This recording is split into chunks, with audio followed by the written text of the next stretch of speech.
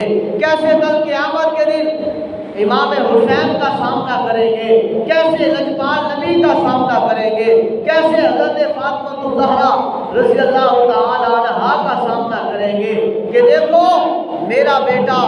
حسین تو کربلا کی زمین پر شہید ہو گیا، میرے بابا محمد کے دین کے لیے، اس کے فرمان کے لیے، اس کی شریعت کے لیے، بتاؤ تم نے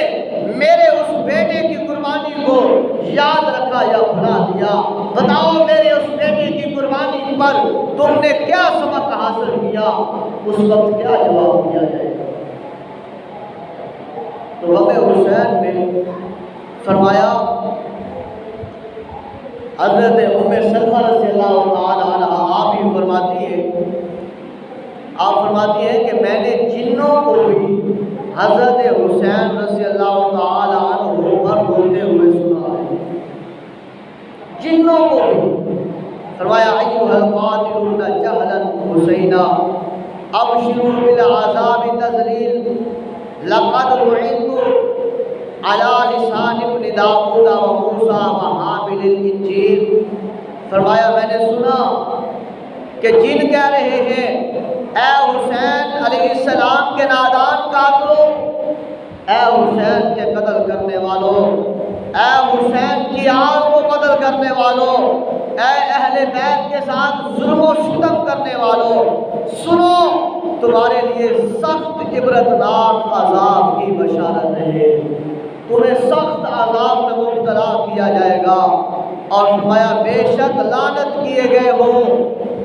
لعنت کر رہے ہیں تم پر حضرت داؤد علیہ السلام بھی اور حضرت موسیٰ علیہ السلام بھی، وحامل الانجیل،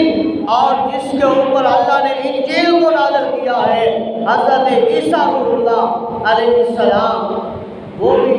تم پر لعنت کر رہے ہیں، جو حسین کے قتل کرنے والے ہیں، جو حسین کے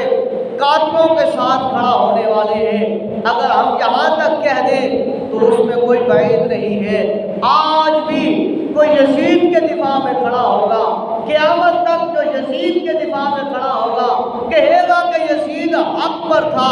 اور حسین جو ہے وہ نہ حق پر تھے، تو ہم کہیں گے کہ جو یزید کو حق پر کہہ رہے ہیں ان پر اللہ اور اس کے رسول کی بھی لعنت ہے، اور ان کے اوپر حضرت عیسیٰ علیہ السلام بھی لعنت بھیج رہے ہیں، اور ان پر حضرت موسیٰ علیہ السلام بھی لعنت بھیجتے ہوں گے، اور ان پر حضرت داؤد علیہ السلام بھی لعنت بھیجتے ہوں گے کہ حسین کے قاتلوں کے ساتھ تم کھڑے ہو، حسین کے ساتھ نہیں۔ لجپال نبی نے تو یہ فرمایا ہے، لوگوں میں تمہارے میں دو چیزیں چھوڑ کر جا رہا ہوں، اگر تم چاہتے ہو کہ تم بچ جاؤ، اگر تم چاہتے ہو کہ تم جو ہے وہ جنت میں چلا جاؤ، اگر تم چاہتے ہو کہ تم اپنے ایمان کی حفاظت کر لو، یا رسول اللہ وہ دو چیزیں کون سی ہیں؟ فرمایا ایک قرآن کتاب اللہ کو چھوڑ رہا ہوں، دوسری اہل بیت کو چھوڑ رہا ہوں۔ جو قرآن سے محبت کرے گا وہ بندہ بھی حق پر رہے گا، اور جو اہل بیت سے محبت کرے گا وہ بندہ بھی حق پر رہے گا۔ یہ دونوں ایسے ہیں، میری اہل بیت ایسے ہیں جیسے حضرت نوح علیہ السلام کی کشتی ہے، جو نوح علیہ السلام کی کشتی پر سوار ہو گیا اس کا ایمان بھی بچ گیا، اس کی جان بھی بچ گئی، اور جو حضرت نوح علیہ السلام کی کشتی پر سوار نہیں ہوا، چاہے وہ حضرت نوح علیہ السلام کا بیٹا ہے، چاہے وہ حضرت نوح علیہ السلام کی بیوی ہے، اگر وہ حضرت نوح علیہ السلام کا انہوں نے ساتھ نہ دیا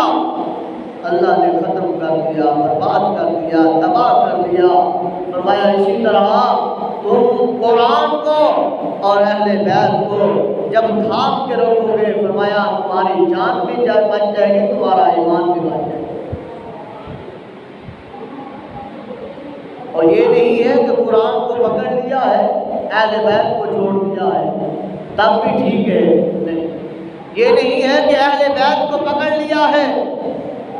لیکن قرآن کو چھوڑ دیا ہے، یہ بھی نہیں ٹھیک۔ ایک جماعت ایسی ہے